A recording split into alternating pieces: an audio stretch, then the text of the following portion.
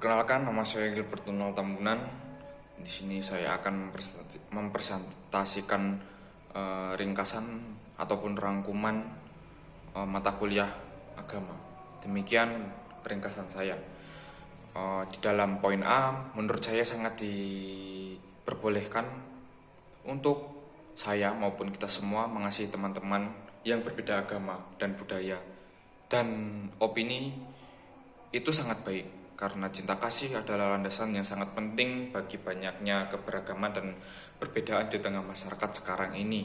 Seperti dicontohkan dalam ayat Alkitab yang mengatakan di dalam Efesus 4 ayatnya yang ke-32, "Tapi hendaklah kamu ramah seorang terhadap yang lain."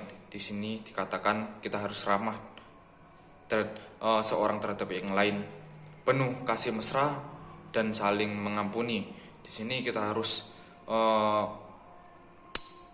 ramah terhadap sesama yang lain dengan landasan kasih mesra dan saling mengampuni, sebagaimana Allah di dalam Kristus telah mengampuni kamu. Makna pengampunan di dalam ajaran Kristen di ayat ini jelas dikatakan bahwa mengampuni itu harus dilakukan dalam kehidupan sehari-hari, bukan hanya sebatas pengampunan saja, namun dilandasi dengan rasa kasih mesra, penuh cinta, kasih dan sayang seperti yang Tuhan Yesus ajarkan selama ada di dunia ini. Dan pada poin B, di sini benar sekali bahwa memang seharusnya di dalam memahami pembelajaran agama yang benar dapat mengatasi rasa amarah dan iri dengki, bahkan permusuhan sekalipun. Apalagi dengan adanya pengajaran pengampunan yang didasari dengan acuan kasih, tentu dapat merubah mindset berpikir yang sangat baik. Di dalam Alkitab pun dikatakan, dan ini Tuhan Yesus yang mengajarkan di dalam Matius ya. Karena itu berdoalah demikian: Bapa kami yang di surga, dikuduskanlah namamu, datanglah kerajaanmu, jadilah kehendakmu di bumi seperti di surga. Berikanlah kami pada hari ini makan kami yang secukupnya, dan ampunilah kami akan kesalahan kami. Ya, ini ya yang menjadi yang menjadi satu gagasan kita yang perlu kita bahas, yaitu pengampunan. Saya lanjut. Berikanlah kami pada hari ini makanan kami yang secukupnya, dan ampunilah kami akan kesalahan kami seperti kami juga mengampuni orang yang bersalah kepada kami. Jadi kita harus mengampunilah sesama kita, walaupun orang itu memiliki salah kepada kita harus saling mengasihi. Jelas di sini dikatakan. Dan dilanjut, dan janganlah membawa kami ke dalam pencobaan, tetapi lepaskanlah kami daripada yang jahat, karena Engkaulah yang mempunyai kerajaan dan kuasa dan kemuliaan sama selama-lamanya. Di sini bahwa Tuhan yang mempunyai semua kuasa, yang mempunyai kemuliaan,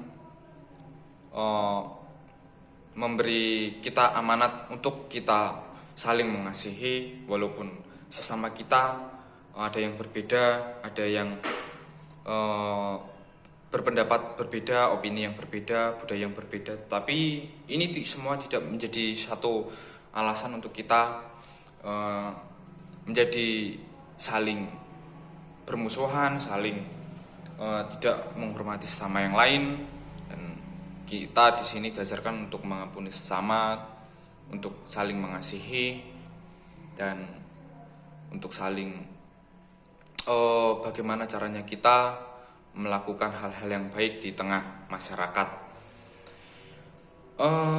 Tuhan Yesus mengajarkan bagaimana cara berdoa lewat ayat ini. Dia memerintahkan kita untuk lebih dahulu memuliakan namanya, lalu minta supaya kerajaannya datang di atas bumi seperti bagaimana Dia sudah mengampuni dosa kita.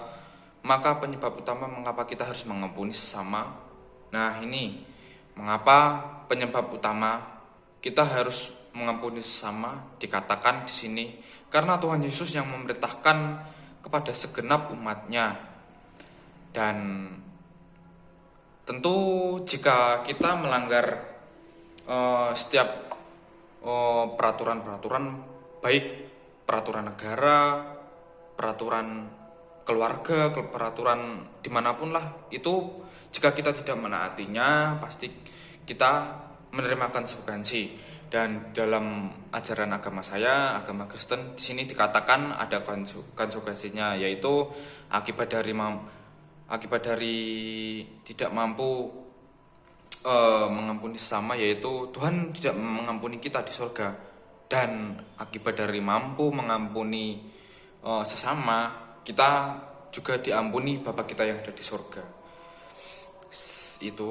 Dan pada poin C, yaitu peran Sugio Pranoto dalam menyuarakan keprihatinan Indonesia di dunia internasional, ada dua hal yang menjadi latar belakang peran beliau dalam diplomasi internasional. Pertama kali berkaitan dengan eksistensi Gereja Katolik di Indonesia.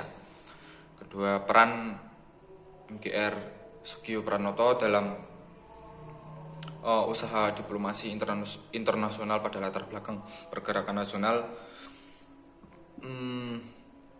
Yang kedua, diplomasi Sugio Pranoto demi eksistensi gereja dipandang sebagai usaha diplomasi internasional, yaitu komunikasi.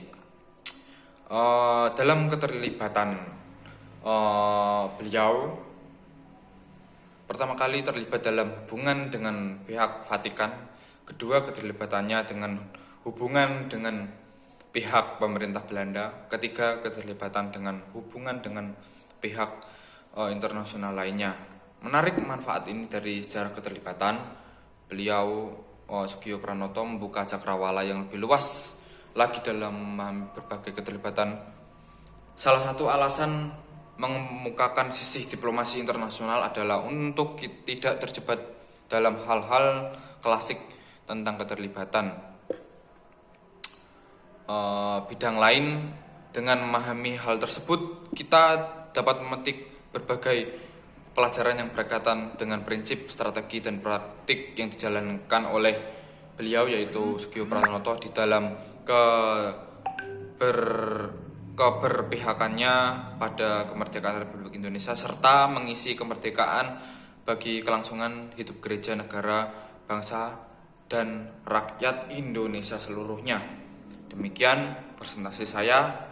Terima kasih dan sampai jumpa.